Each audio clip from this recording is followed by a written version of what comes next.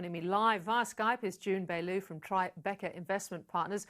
Junbei, great to talk to you. Let's go first to these China tensions because, some of the latest developments must really be worrying investors.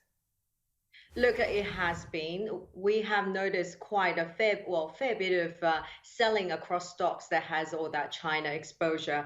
And towards the latter part of the week, in fact, Friday, when we saw China talking about the stepping up in the security law in Hong Kong, we're seeing quite a lot of sell-off, essentially, of all the risk assets. So investors are cautioned, but I wouldn't say they're panicked yet on the basis of that escalating tension. Yeah. Does that Hong Kong Stock Exchange look in any way under threat? Oh, absolutely. We saw the price significant collapse pretty much post the announcement of the new security law. Look, Hong Kong Stock Exchange has gone through significant uncertainties in the last 12, 18 months. They've simply moved from the escalating riot and then moved to the coronavirus impacted economic impact as well as lockdown. And now they have increasing security law. So it's a very difficult time for that region.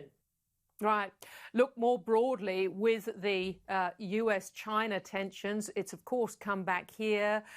People have been making the connection to Australia's position being the first to ban Huawei. And then, of course, the latest in terms of pushing for this investigation into the origins of COVID. We've then had these bans and threats from China on our agri-products. How is that impacting the market?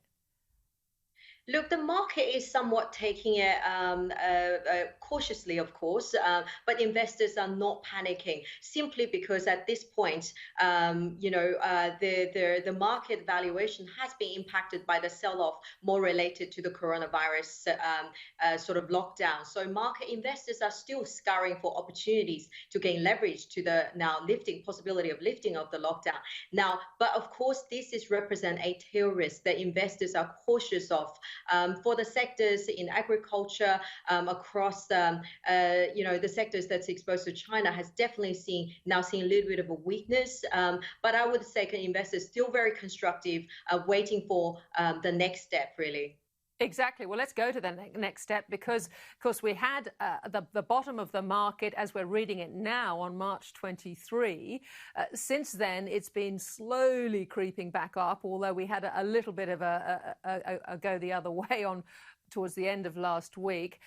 What sectors are you looking at who are going to really leverage the recovery and be really interesting opportunities, do you think?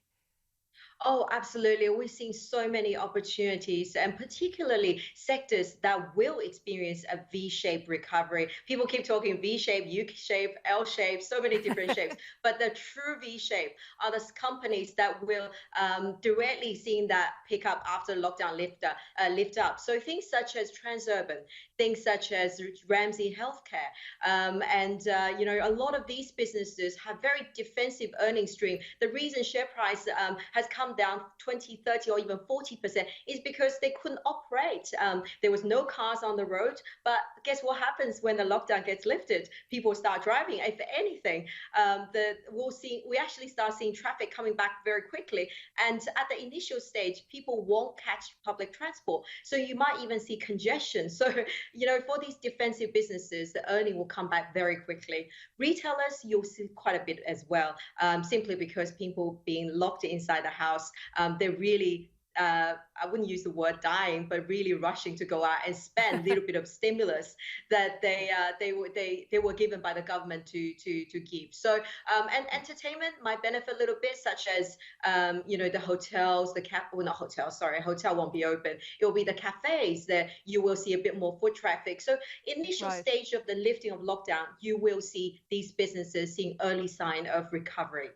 Very interesting move by Wesfarmers on Friday, Junbei, to actually really put a cut right through Target, particularly in regional areas. Now, of course, that whole Target Kmart situation has been problematic for the company for years.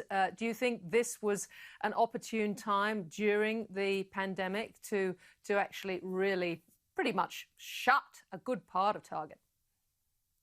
Yeah, look, its fortune has been pretty much written on the wall over the past many years, really. It's always very sad to see one long-standing Australian brand now will disappear forever. But remember, they're shutting half of it, and the other half will be converted into Kmart. So, look, Target had its really good moment in history, but then, when Maya department stores started moving into that discounted, cheaper end, Target really struggled to find its place, really struggled to find the relevance to its consumer. And if anything, if you actually go to Target these days, it's not very different from go to Kmart. It's not very different from a Target these days. So in a way, it actually strengthened the network and to make Kmart a much better proposition, I think, for its target market. All right, but very briefly, before they wanted to keep those two brands, didn't they? Presumably to keep others like Big W out. But now, with retail so pushed, I guess now's the time to do this. Well, absolutely. It's just harder during tough times, when revenue isn't there, it's very hard to keep two brands that are very similar stay afloat. And absolutely the time to do it.